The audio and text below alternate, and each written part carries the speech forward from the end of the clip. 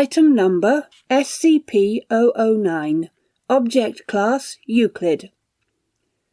Special Containment Procedures. Subject is to be contained within a sealed storage tank of heat-resistant alloy with dimensions not less than 14 cubic meters. Under no circumstances should SCP-009 be exposed to temperatures in excess of 0 degrees Celsius when not undergoing testing, and no mundane liquids in a solid state, especially frozen water, shall be allowed within 30 meters of the subject's containment area. Subject's chamber is to be fitted with temperature sensors which shall be monitored at all times, and is to be kept refrigerated by no fewer than three redundant cooling units. Any malfunction of sensors or of coolant systems is to be reported and repaired immediately. If at any time temperature in the containment area climbs above -5 degrees Celsius, the chamber is to be locked down immediately and flooded with coolant until the temperature has been brought back down to between -30 degrees Celsius and -25 degrees Celsius. Atmosphere must be evacuated from the containment area when personnel are present within, and any water vapor present must be filtered and kept in the same conditions as detailed herein for no fewer than 24 hours. Any vapor displaying properties of SCP-009 is to be quarantined and added to the containment area as soon as possible. All personnel interacting with or observing the subject must wear full environmental protection suits. All personnel leaving the containment chamber must undergo dehydration of all gear, research materials, and other objects contacting SCP-009's chamber. If contamination is discovered, no material or personnel shall be permitted to exit, and a Level 2 lockdown of the containment area shall commence. Lethal force is authorized in cases of dire need, but all security forces are strongly advised to remain as far away from their targets as possible to minimize the chance of contact with fluids contaminated by SCP-009.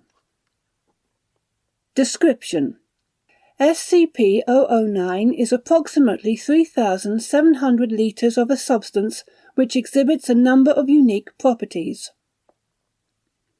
While small amounts of the substance, in all phases, are as colorless as mundane water, en masse it takes on a distinct deep red hue.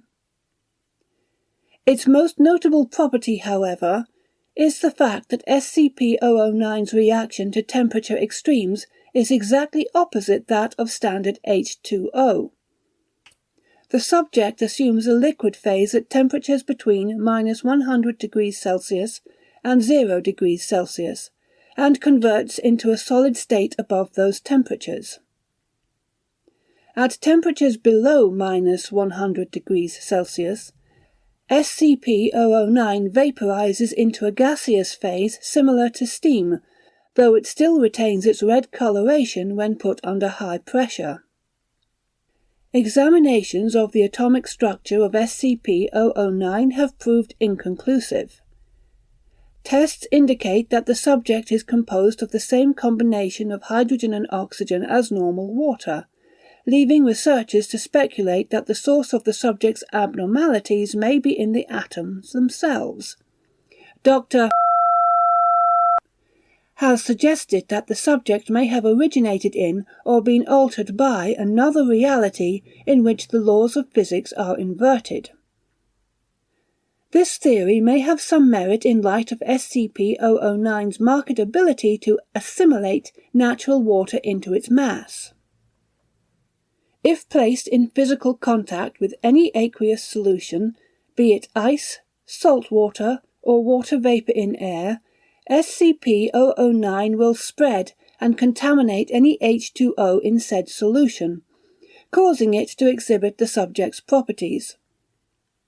Though this capacity is present in all phases, it has been observed to progress most slowly, and thus be most containable, in the liquid phase. If the subject comes in contact with any biological source of heat, it begins a runaway reaction in which the living organism's bodily fluids are rapidly converted to SCP-009 and promptly frozen by their own body heat. Because of their generally high core temperatures, mammals are particularly susceptible.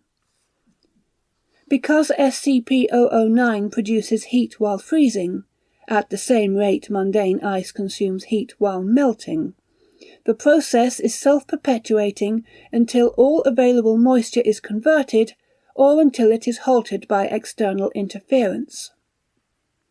Experiments on D-class personnel have illustrated the process of conversion by the subject, which has been condensed down to a series of steps. 1. Initial exposure. Subject is exposed to SCP-009 and it begins converting any water present on the exposed surface, usually skin, to exhibit its properties. Presence of mist, fog, snow, or other solid or vaporous water greatly accelerates this process. 2. Surface conversion. A thin layer of frost forms on the exposed area as body heat and heat produced by SCP-009 raise its temperature above freezing. Progression to this step can take anywhere from 5 minutes to 1 hour, depending on victim's body temperature. At this stage, freezing has begun progressing through the initial layers of the epidermis and soon reaches live cells. 3. Deep tissue conversion. Exponential increase in temperature of SCP-009 causes expansion of ice crystals throughout the victim's body, resulting in widespread perforation of internal cell structure. Actual blood loss is minimal at this stage due to the crystals filling the puncture wounds, allowing subjects to remain alive and conscious for up to hours. 4. Data expunged. 5. Death. Multiple organ failure and exsanguination via systemic crystallization. Testing on D-class personnel was discontinued as of 4/23/20. Addendum. Circumstances of retrieval.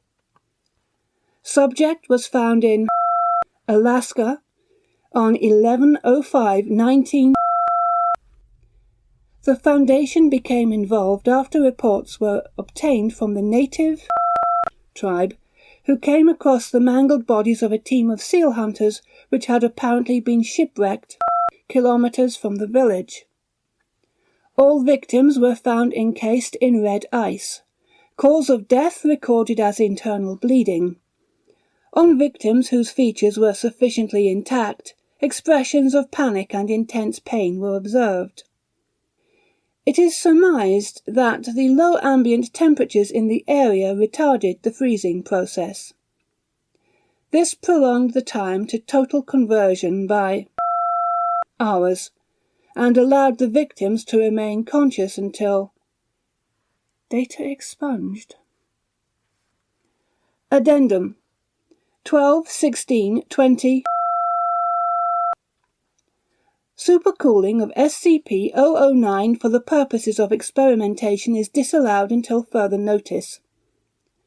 Personnel are advised that liquid nitrogen is only to be used on the subject in controlled amounts, and only until temperatures have reached acceptable levels. Related note: possible application of SCP-009 in cold fusion research, pending evaluation.